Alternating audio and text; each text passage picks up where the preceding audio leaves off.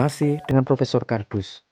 Asal Anda tahu, dalam 10 tahun terakhir, diketahui mayoritas 90% server AI di dunia ini pasti dalam susunan rak servernya, berjajar GPU dan hardware AI NVIDIA, beserta ekosistem CUDA-nya.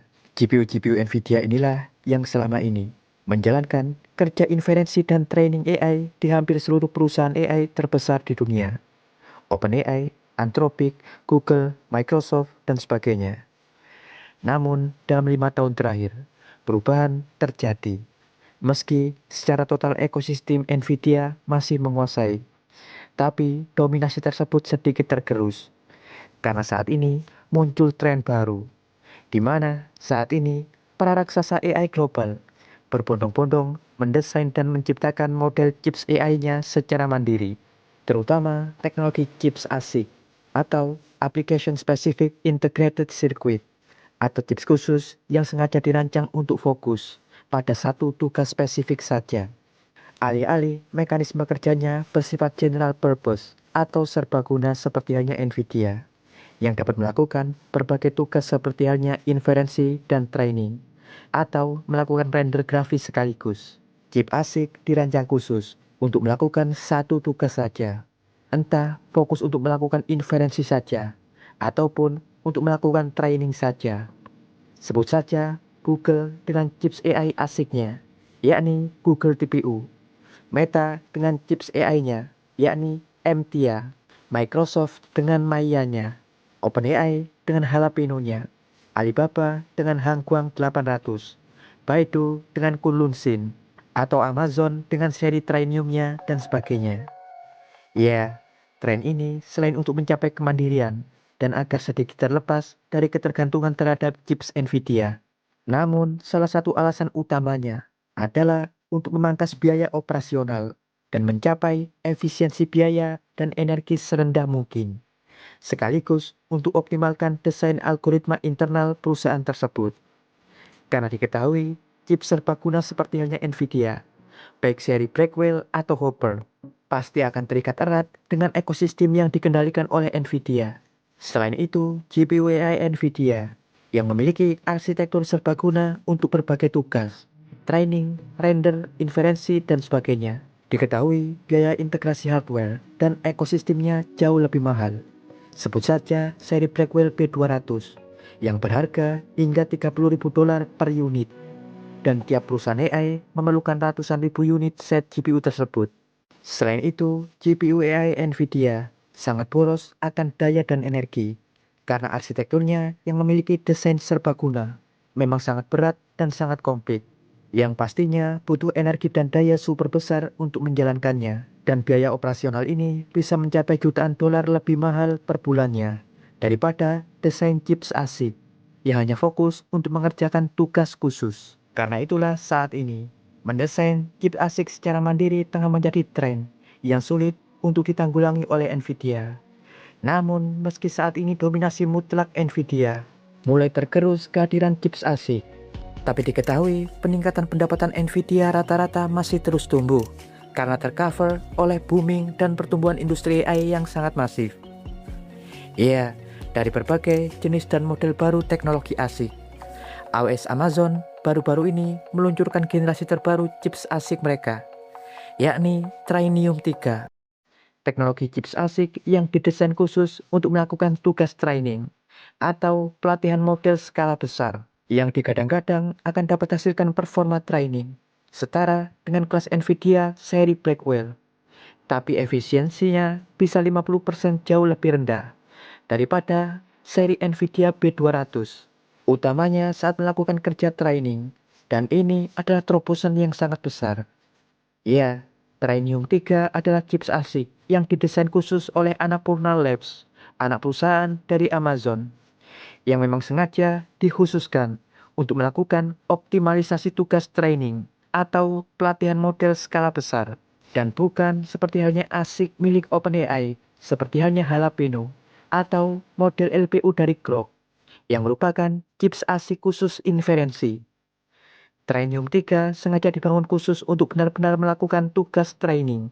Artinya, karena Trainium 3 nantinya digunakan untuk training, yang notabene pasti difokuskan untuk menghitung triliunan parameter masukan sekaligus. Pasti chips ini perlu kapasitas memori yang super besar. Butuh sistem komputasi seperti halnya FP16 atau BF16 yang sangat masif. Karena memang fokus pada hasil throughput jawaban yang akurat. Karena itulah desain Trainium 3 pasti dirancang dengan tensor core dalam jumlah besar dan sistem matrix engine yang lebih besar. Selain itu, chips training wajib memiliki HBM dengan kapasitas bandwidth sangat tinggi. Karena diketahui proses training perlu aliran suplai data super cepat. Dan juga sistem interkoneksi yang juga wajib didesain dengan sangat cepat. Yang pastinya desain ini akan berbeda dengan ASIC khusus inferensi. Diketahui Amazon selain memiliki Trainium 3, ASIC khusus untuk training. Amazon juga memiliki Inferentia, chips ASIC khusus inferensi, yang desainnya pasti berbeda dengan seri Trainium. Karena chips ASIC inferensi hanya bekerja untuk kelola model yang sudah dilatih. Karena itu, arsitekturnya umumnya lebih simpel, karena tugasnya hanya menjawab dan kelola prediksi. Dan mayoritas desainnya akan difokuskan untuk melakukan latensi dan efisiensi. Iya, karena tugasnya lebih sederhana.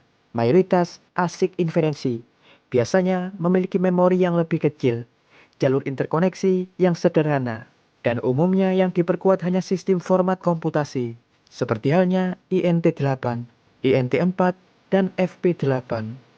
Hal itulah mengapa umumnya ASIC inferensi bisa jauh lebih hemat daya daripada ASIC khusus training. Tapi jika dibandingkan dengan GPU serbaguna seperti halnya Nvidia, ASIC khusus training diketahui masih jauh lebih efisien karena desain chips ASIC memang akan banyak membuang logika unit yang tidak bekerja untuk training. Dan mayoritas difokuskan untuk mekanisme tensor core dan interkoneksi. Ya, Trainium 3 adalah chips ASIC Amazon yang menggunakan node 3 nanometer dari TSMC. Bahkan tak hanya dikhususkan untuk ekosistem Amazon. Diketahui Trainium 3 juga dikomersialkan secara umum, utamanya dalam struktur sistem server, yakni TRN3 Ultra Server, di mana satu Ultra Server akan disusun dari 144 unit Trainium 3 dalam satu sistem integrasi. Ya, diketahui satu set konfigurasi lengkap server Trainium akan dapat menghasilkan daya komputasi sekitar 362 petaflops. Jumlah yang sangat besar untuk dapat mengoptimalkan proses training dengan tingkat agregat bandwidth bahkan hingga mencapai 706 terabyte per detik, di mana tiap chips Trainium 3 memiliki sekitar 2,52 petaflops FP8 dengan kapasitas memori HBM bahkan hingga mencapai 144 GB dengan kecepatan bandwidth mencapai 4,9 terabyte per detik. Dan ini meningkat 2 kali lipat daripada generasi Trainium 2 sebelumnya. Dan Ultra Server baru ini juga tingkatkan daya komputasi hingga 4,4 kali lipat lebih besar dan efisiensi energi hingga 4 kali lipat lebih baik daripada generasi sistem server Trainium 2 sebelumnya. Trainium 3 juga dilengkapi sistem jaringan baru yang bernama Neuron Switch yang dapat optimalkan bandwidth dan dapat kurangi penundaan interkoneksi antar chips kurang dari 10 mikrodetik.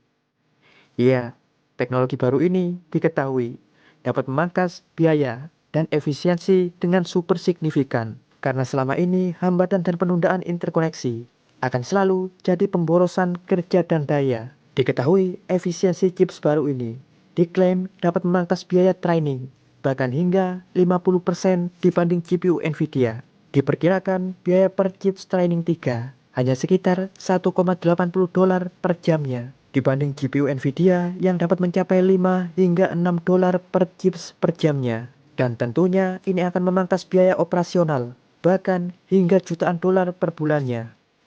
Amazon juga mengungkap Ultra Server Trainium 3 dapat menghasilkan kapasitas token bahkan hingga 5 kali lipat lebih besar per megawatt daripada generasi sebelumnya. Yang artinya untuk tiap watt listrik yang kalian bayar, kalian akan dapat melakukan operasi training dalam jumlah yang lebih besar atau lebih banyak. Jangan lupa like dan subscribe di channel Profesor Kardus. Tak berijasa, tapi jenius. Profesor Kardus dari Server AI mengabarkan